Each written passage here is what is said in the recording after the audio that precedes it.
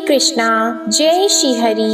ओम नमः शिवाय। प्रिय भक्तजनों, आज बृहस्पतिवार के दिन आप बृहस्पति देव की बड़ी ही दुर्लभ कथा सुनेंगे। इस कथा को सुनने से भक्तों की सभी मनोकामनाएं भगवान बृहस्पति देव की कृपा से पूर्ण हो जाती हैं। तो आइए बड़ी ही श्रद्धा और प्रसन्न चित्त मन से इस कथा को सुनते हैं। भारतवर्ष में एक प्रतापी और दानी राजा राज्य करता था।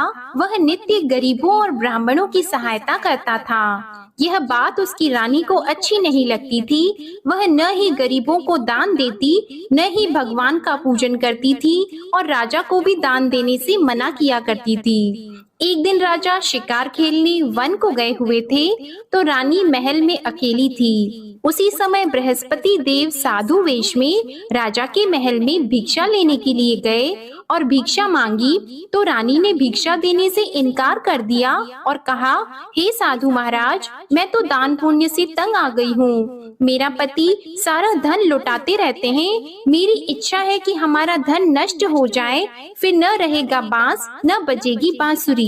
साधु ने कहा, देवी तुम तो बड़ी विचित्र हो। धन संतान तो सभी चाहते हैं, पुत्र और लक्ष्मी तो पापी के घर भी होने चाहिए। यदि तुम्हारे पास अधिक धन है तो भूखों को भोजन दो, प्यासों के लिए प्याऊ बनवाओ, मुसाफिरों के लिए धर्मशालाएं खुलवाओ।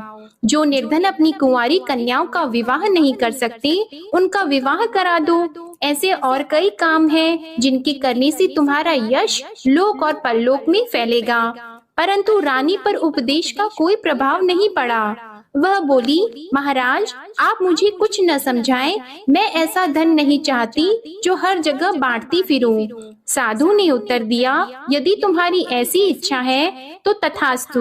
तुम ऐसा करना कि बृहस्पतिवार को घर लीपकर पीली मिट्टी से अपना सिर धोकर स्नान करना, भट्टी चढ़ाकर कपड़े धोना। ऐसा करने से आपका सारा धन नष्ट हो जाएगा। इतना कहकर वह साधु महाराज वहाँ से आलोक हो गए और साधु के अनुसार कही बातों को पूरा करते हुए रानी को केवल 3 बृहस्पतिवार ही बीते थे कि उसकी समस्त धन संपत्ति नष्ट हो गई। भोजन के लिए राजा का परिवार तरसने लगा। तब एक दिन राजा ने रानी से बोला कि हे रानी, तुम यहीं रहो, मैं दूसरे देश को जाता हूँ, क्योंकि यहाँ पर सभी लोग मुझे जानते हैं, इसलिए मैं कोई छोटा कार्य नहीं कर सकता। ऐसा कहकर राजा परदेश चला गया। वह जंगल से लकड़ी काट कर लाता और शहर में बेचता था। इस तरह वह अपना जीवन व्यतीत करने लगा। इधर राजा के परदेश जाते ही रानी और दासी दुखी रहने लगी। एक बार जब रानी और दासी को 7 दिन तक बिना भोजन के रहना पड़ा, तो रानी ने अपनी दासी से कहा, हे दासी, पास ही के नगर में मेरी बहन रहती है, वह बड़ी धनवान है, तू उसके पास जा और कुछ लेकर आ, ताकि थोड़ा बहुत गुजार बसर हो सके। रानी दासी की बहन के पास गई। उस दिन गुरुवार था और रानी की बहन उस समय बृहस्पतिवार व्रत की कथा सुन रही थी। दासी ने रानी की बहन को अपनी रानी का संदेश दिया, लेकिन रानी की बड़ी बहन ने कोई उत्तर नहीं दिया। जब दासी को रानी की बहन से कोई उत्तर नहीं मिला, तो वह बहुत दुखी हुई और उसे क्रोध भी आया। दासी ने वापस आकर रानी को सारी बात बता दी। सुनकर रानी ने अपने भाग्य को कोसा। उधर रानी की बहन ने सोचा कि मेरी बहन की दासी आई थी, परंतु मैं उससे नहीं बोली, इससे वह बहुत दुखी हुई होगी। कथा सुनकर और पूजन समाप्त करके वह अपनी बहन के घर आई और कहने लगी, हे बहन, मैं बृहस्पतिवार का व्रत कर रही थी, तुम्हारी दासी मेरे घर आई थी, परंतु जब तक कथा होती है तब तक न तो उठते हैं और न ही बोलते हैं, इसलिए मैं नहीं बोली। कहो दासी क्यों गई थी? रानी बोली, बहन तुमसे क्या छिपाऊं, हमारे घर में खाने तक को अनाज नहीं था। ऐसा कहते कहते रानी की आंखें भर आई। उसने दासी समेत पिछले 7 दिनों से भूखे रहने तक की बात अपनी बहन को विस्तार पूर्वक सुना दी। रानी की बहन बोली, देखो बहन, भगवान बृहस्पति सबकी मनोकामना को पूर्ण करते हैं।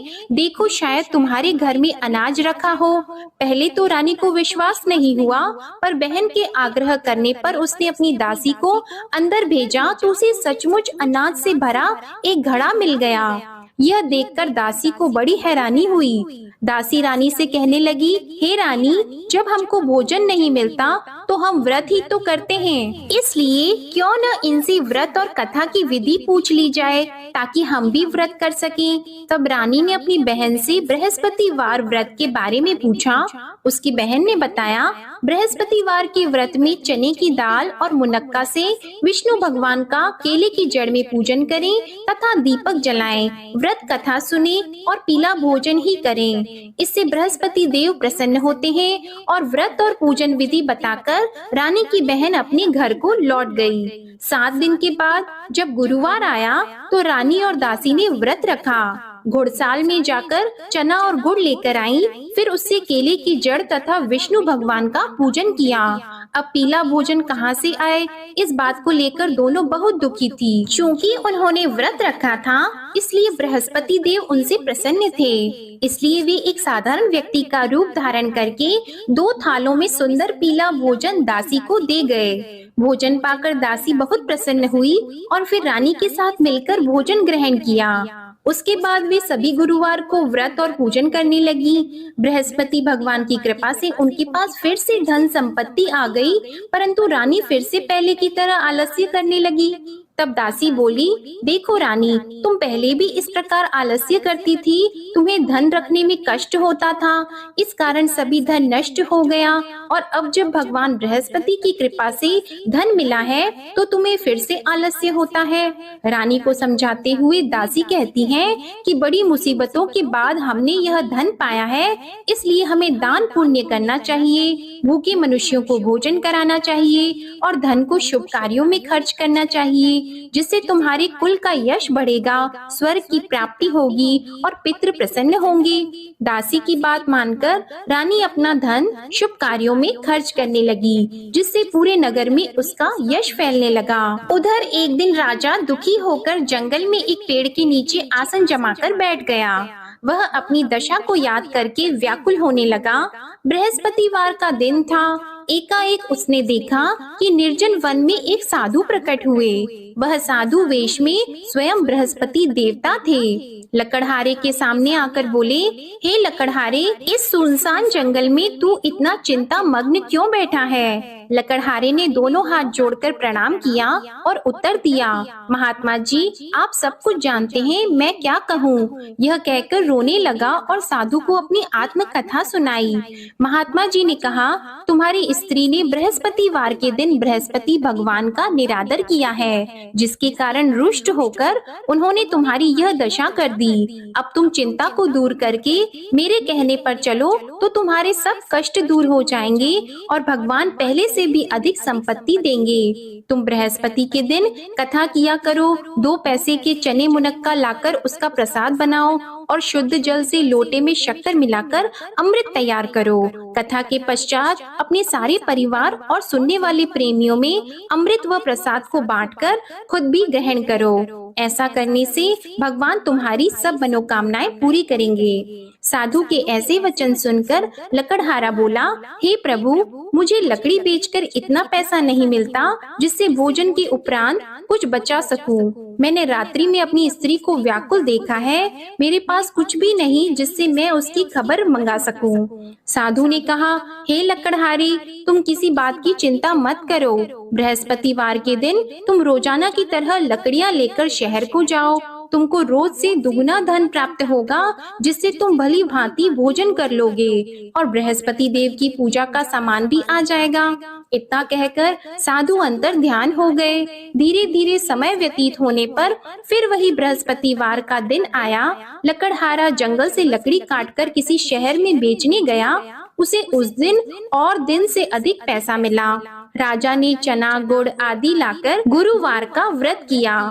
उस दिन से उसके सभी क्लेश दूर हो गए, परंतु जब दोबारा गुरुवार का दिन आया तो बृहस्पतिवार का व्रत करना भूल गया। इस कारण बृहस्पति भगवान नाराज हो गए। उस दिन उस नगर के राजा ने विशाल यज्ञ का आयोजन किया था तथा शहर में ये घोषणा करा दी कि कोई भी मनुष्य अपने घर में भोजन न बनवाए, न आग जलाए। समस्त जनता मेरे यहाँ भोजन करने आए। इस आज्ञा को जो न मानेगा उसे फांसी की सजा दी जाएगी। इस तरह की घोषणा संपूर्ण नगर में करवा दी गई। राजा की आज्ञा के अनुसार शहर के सभी लोग भोजन करने गए, लेकिन लकड़हारा कुछ देर से पहुंचा, इसलिए राजा उसको अपने साथ घर लेके गए और ले जाकर भोजन करा रहे थे तो रानी की दृष्टि उस खूंटी पर पड़ी जिस पर उसका हार लटका हुआ था। वह वहाँ पर दिखाई नहीं दिया। रानी ने निश्चय किया कि मेरा हार इस मनुष्य ने चुरा लिया है। उसी समय सिपाहियों को बुलाकर उसको कारागार में डलवा दिया।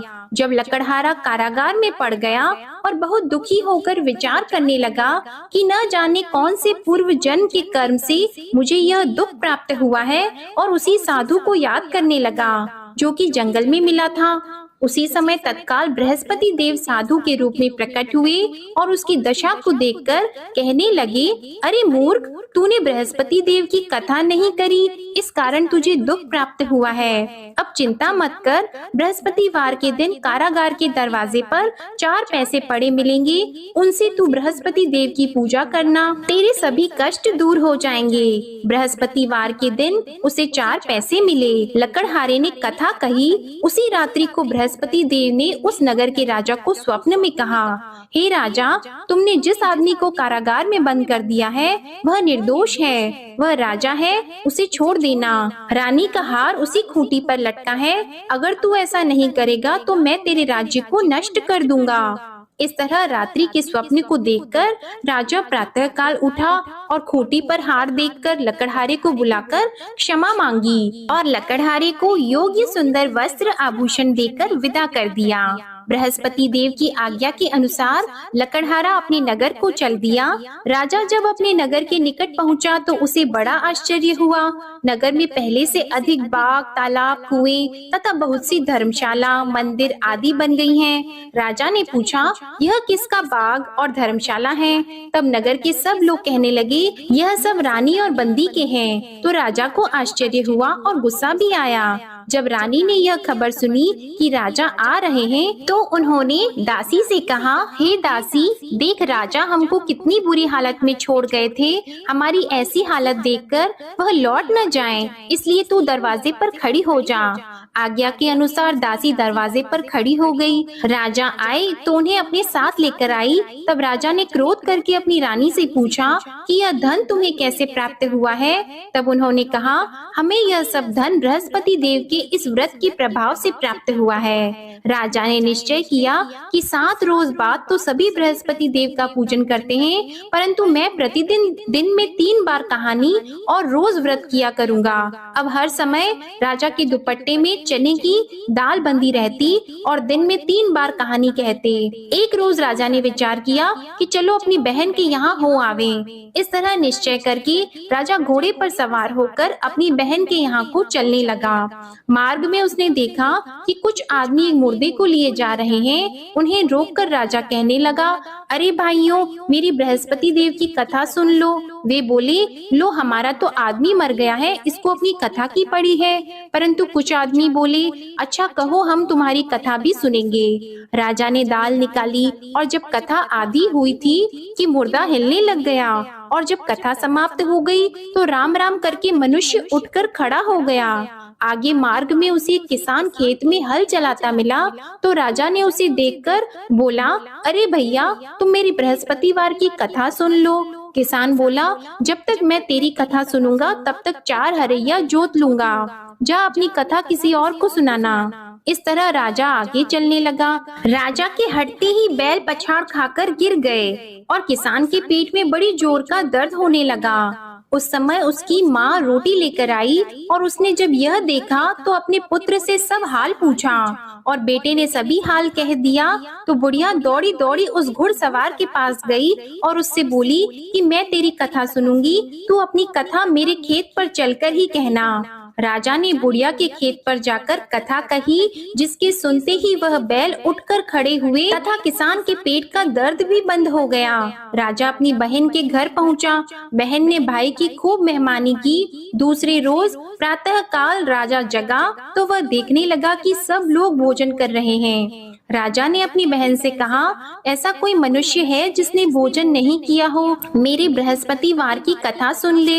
बहन बोली, हे भैया, यह देश ऐसा है कि पहले यहाँ लोग भोजन करते हैं, बाद में अन्य काम करते हैं। अगर कोई पड़ोस में हो तो देख आऊं।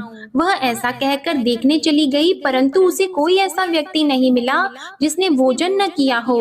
अतः वह एक कुम्हार के घर गई, जिसका लड़का बीमार था। उसे मालूम हुआ कि उनके यहाँ 3 रोज से किसी ने भोजन नहीं किया है। रानी ने अपने भाई की कथा सुनने के लिए कुम्हार से कहा। वह तैयार हो गया। राजा ने जाकर बृहस्पतिवार की कथा कही, जिसको सुनकर उसका लड़का ठीक हो गया। अब तो राजा की प्रशंसा होने लगी। एक रोज राजा ने अपनी बहन से कहा कि हे बहन, हम अपने घर को जाएंगे, तुम भी तैयार हो जाओ।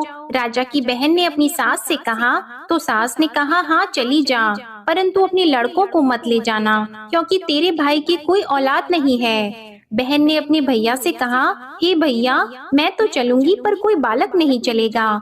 तो राजा बोला, जब कोई बालक नहीं चलेगा तब तुम ही क्या करोगी? बड़े दुखी मन से राजा अपने नगर को लौट आया। राजा ने अपनी रानी से कहा, हम निर्वंशी हैं, हमारा मुंह देखने का धर्म नहीं है और कुछ भोजन आदि नहीं किया है। रानी बोली, हे प्रभु, बृहस्पति देव ने हमें सब कुछ दिया है, वह हमें औलाद अवश्य देंगे। उसी रात को बृहस्पति देव ने राजा से स्वप्न में कहा, हे राजा उठो, सभी सोच त्याग दो, तेरी रानी गर्भ से है। राजा को यह बात सुनकर बड़ी खुशी हुई। 9वें महीने में उसके गर्भ से एक सुंदर पुत्र पैदा हुआ।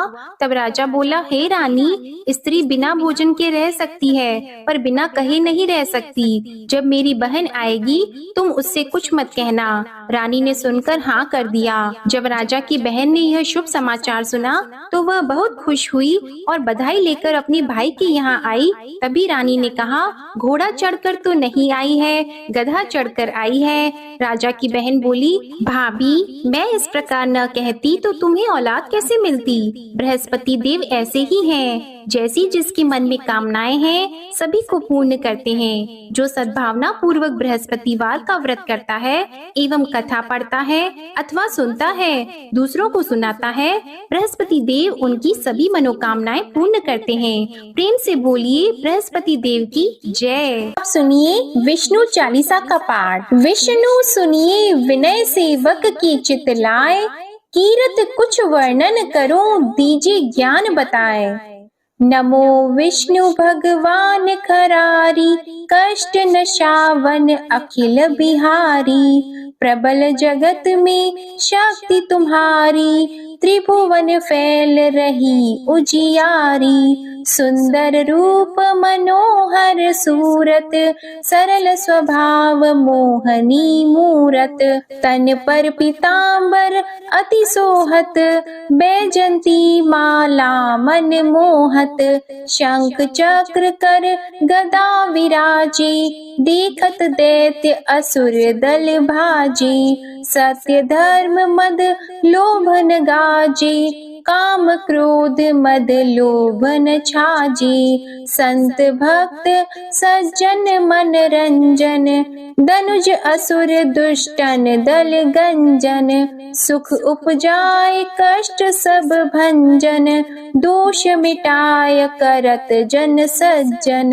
पाप काट भव सिंधु उतारण, कष्ट नाश कर भक्त उबारण।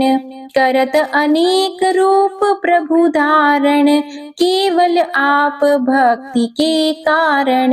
धरणी धेनु बन तुम ही पुकारा, तब तुम रूप राम का धारा। भार उतार असुर दल मारा, रावण आदित्य को संहारा। आप वराह रूप बनाया, हिरण्याक्ष को मार गिराया। धर्मस्य तन सिंधु बनाया, 14 रत्नन को निकलाया। अमिलख असुरन द्वंद मचाया, रूप मोहिनी आप दिखाया। देवों को अमृत पान कराया, असुरन को छवि से बहलाया। कूर्म रूप धर सिंधु मझाया, मंदराचल गिरि तुरत उठाया। शंकर का तुम फंद छुड़ाया, भस्मासुर को रूप दिखाया। वेदन को जब असुर डुबाया, कर प्रबंध उन्हें ढूंढवाया। मोहित बन कर खल ही नचाया, उस ही कर से भस्म कराया। असुर जलंधर अति बलदाई, शंकर से उनकी न लड़ाई। हार पार शिव सकल बनाई, कीन सती से छल खल जाई। सुमिरन कीन तुम्हें शिव रानी, बतलाई सब विपत कहानी। तब तुम बने मुनीश्वर ज्ञानी, वृंदा की सब सुरति भुलानी। देख तीन धनुज शैतानी, वृंदा आए तुम्हें लपटानी। हो स्पर्श धर्म क्षति मानी, हना असुर उर शिव शैतानी। तुमने ध्रुव प्रहलाद उबारे, हिरणाकुश आदिक खल मारे। गणिका और अजामिल तारे, बहुत भक्त भव सिंधु उतारे। हरहु सकल संताप हमारे, कृपा करहु हरि सिरजनहारे। देखहु मैं निज दर्श तुम्हारे, दीप बंधु भक्तन हितकारे। चाहता आपका सेवक दर्शन, करहु दया अपनी मधुसूदन। जानो नहीं योग्य जब पूजन, होय यज्ञ स्तुति अनुमोदन। शील दया संतोष सुलक्षण, विदित नहीं व्रत बोध विलक्षण। करहु आपका किस विधि पूजन, कुमति विलोक होत दुख भीषण। करहु प्रणाम कौन विधि सुमिरन, कौन भांति मैं करहु समर्पण। सुर मुनि करत सदा सेवकाई, हर्षित रहत परम गति पाई। दीन दुखिन पर सदा सहाई, निज जन जान लेव अपनाई। पाप दोष संताप नशाओ, भव बंधन से मुक्त कराओ। सुत संपत्ति दे सुख उपजाओ, निज चरणन का दास बनाओ। निगम सदा ये विनय सुनावे, पढ़े सुने सो जन सुख पावे। ओम श्री विष्णवे नमः। अब आप भगवान बृहस्पति देव की आरती श्रवण कीजिए। ओम जय बृहस्पति देवा, ओम जय बृहस्पति देवा। छिन छिन भोग लगाओ, कदली फल मेवा। ओम जय बृहस्पति देवा। तुम पूर्ण परमात्मा, तुम अंतर्यामी। जगत पिता जगदीश्वर, तुम सबके स्वामी। ओम जय बृहस्पति देवा। चरणामृत निज निर्मल, सब पातक हरता। सकल मनोरथ दायक, कृपा करो भरता। ओम जय बृहस्पति देवा। तन मन धन अर्पण कर, जो जन शरण पड़े। प्रभु प्रकट तब होकर, आकर द्वार खड़े। ओम जय बृहस्पति देवा। दीन दयाल दयानिधि, भक्तन हितकारी। पाप दोष सब हरता, भव बंधन हारी। ओम जय बृहस्पति देवा। सकल मनोरथ दायक, सब संशय तारो। विषय विकार मिटाओ, संतन सुखकारी। ओम जय बृहस्पति देवा, जो कोई आरती तेरी प्रेम सहित गावे, ज्येष्ठानंद बंद सो निश्चय ही पावे। ओम जय बृहस्पति देवा, ओम जय बृहस्पति देवा। प्रेम से बोलिए भगवान बृहस्पति देव की जय। बोलिए भगवान श्री लक्ष्मी नारायण जी की जय। आपको आज की कथा पसंद आए, आरती पसंद आए तो वीडियो को लाइक कीजिएगा, शेयर कीजिएगा, कमेंट में भगवान बृहस्पति देव जी की जय लिखिएगा और हमारे चैनल को भी सब्सक्राइब कीजिएगा। इसी के साथ आप हमारे चैनल पर फाल्गुन मास महात्म्य की कथाएं और एकादशी की व्रत कथा को भी जरूर सुनिएगा। प्रेम से बोलिए भगवान विष्णु जी की जय।